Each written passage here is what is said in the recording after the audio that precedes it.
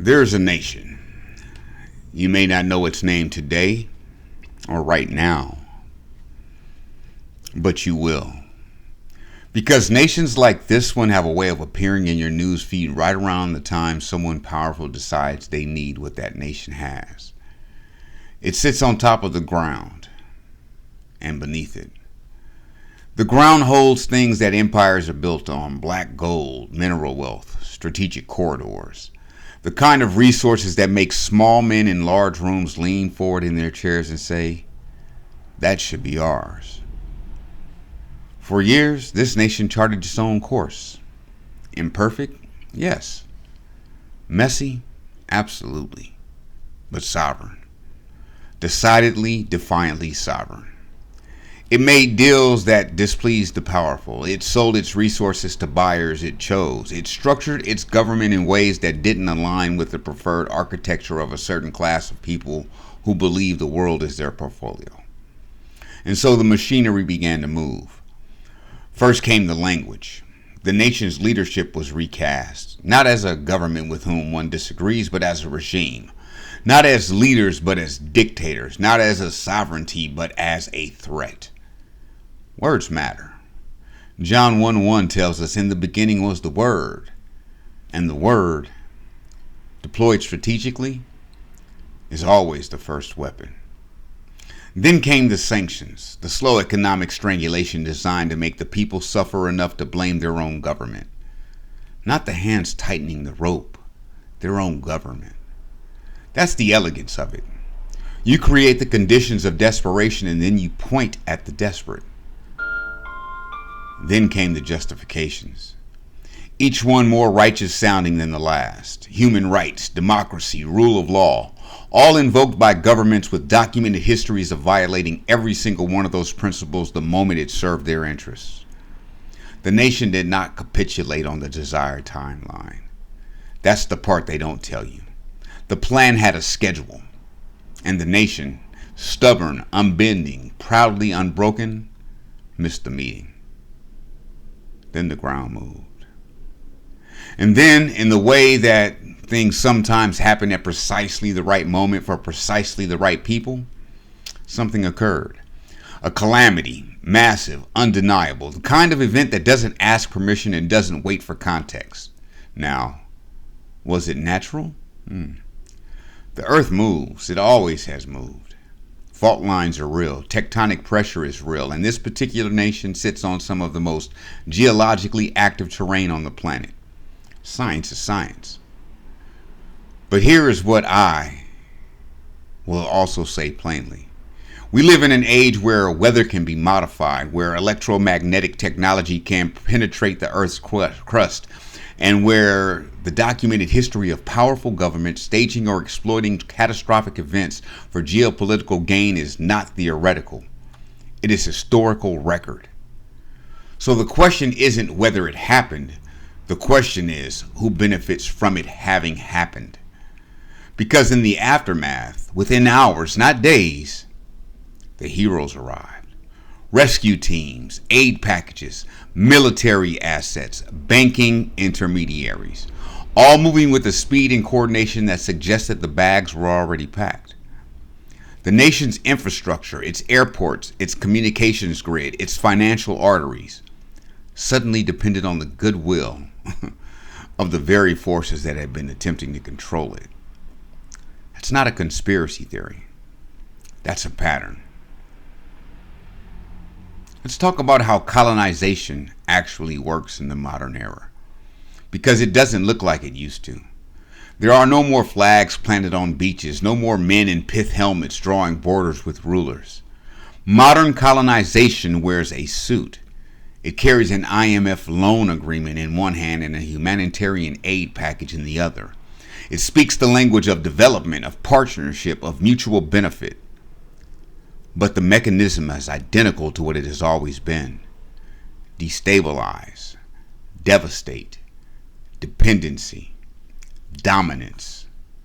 You destabilize the government through sanctions, propaganda, proxy pressure, or the removal of its leadership through means that would be called an act of war if done to a different kind of country.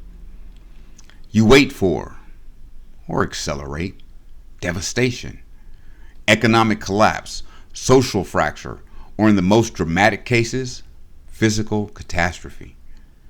You arrive as the solution to the problem you created or inherited. You attach strings to every dollar of aid. Restructure your economy this way. Open your oil sector to these specific companies. Allow our military assets to remain at your airport. Just temporarily, of course. And then you own the country without ever having formally declared conquest. That is the architecture. That is the machine. We have seen this before. This is not new. The playbook has page numbers. 1973, Chile. A democratically elected leader, socialist, sovereign, inconvenient. A CIA-backed coup. A general named Pinochet installed in his place. The economy handed to a group of economists whose textbooks demanded austerity, privatization, and foreign investment on terms favorable to foreign investors. Thousands tortured. Thousands disappeared. The copper. Chile's ground, serving other interests for a generation. Declassified, documented, confirmed. 2003, Iraq. Weapons that didn't exist. A threat that was manufactured.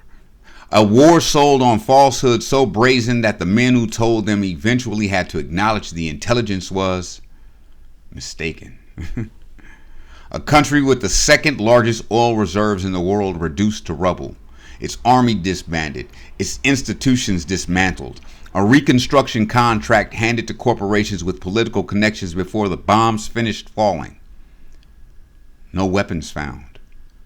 No accountability issued. The oil fields secured on day one.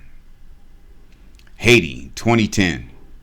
The poorest nation in the Western Hemisphere. A people descended from the only successful slave rebellion in human history and never forgiven for it. A catastrophic earthquake. And then the arrival of foreign military forces, foreign NGOs, foreign contractors. A veritable industry of aid that somehow left Haiti more indebted, more dependent, and more controlled than before the disaster. Billions raised in their name. Infrastructure that never got built. And a gold and iridium deposit sitting in the northern mountains that very few people wanted to discuss while the cameras were on the rubble. And now, a nation with the largest proven oil reserves on the planet. A leader removed by foreign military force. An interim government not fully compliant with the expected terms. An oil revenue stream rerouted through a Gulf banking intermediary. A calamity arriving at a moment of maximum geopolitical tension. Foreign military assets now positioned at the nation's primary airport. Aid flowing from countries with documented financial stakes in the nation's resources. And the ground still shaking. I'm not here to tell you what to believe. I'm here to make sure you're asking the right questions. When a powerful nation removes a foreign leader by force, what do we call that? When the same nation's military controls the primary point of entry into a devastated country, what do we call that? When the banking infrastructure of a nation's most critical export is routed through a third-party country aligned with their intervening power, what do we call that? And when all of this happens to a country that sits on top of resources the world's most powerful interests want access to, what do we call that? We don't have to call it anything new. We already have a word for it. We've had it for centuries. Watch the pattern. Follow the money. And just ask better questions. Different grift? Yeah, sure. Maybe. It's just a different day. This is Keith. Keith Speaks.